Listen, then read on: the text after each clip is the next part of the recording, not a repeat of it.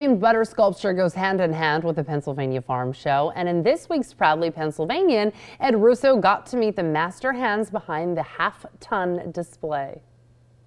You haven't been to the farm show if you haven't been to the butter sculpture. Have you ever wondered about the master hands behind it? I started doing it in 1995.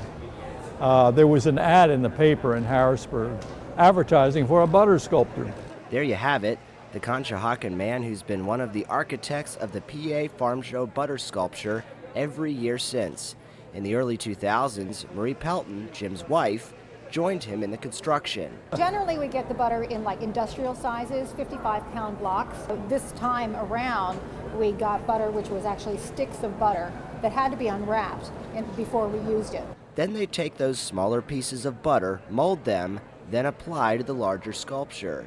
We adjust the temperature based on what we're sculpting and also what step in the process that we're in. The temp can vary anywhere between 40 and 60 degrees. Colder temperatures make it easier to shape the more intricate surface details of the sculpture.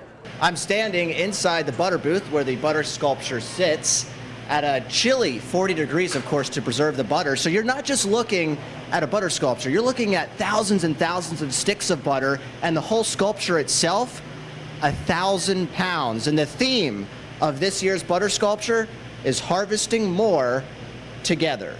The meaning of that phrase is that by working together, we can help create and maintain a more sustainable planet while also successfully combating much of the present food insecurity. Being a part of the PA Farm Show is a unique experience.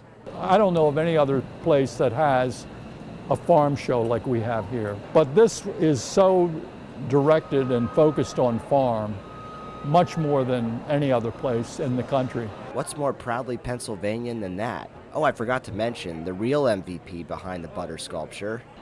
There he is, Diego.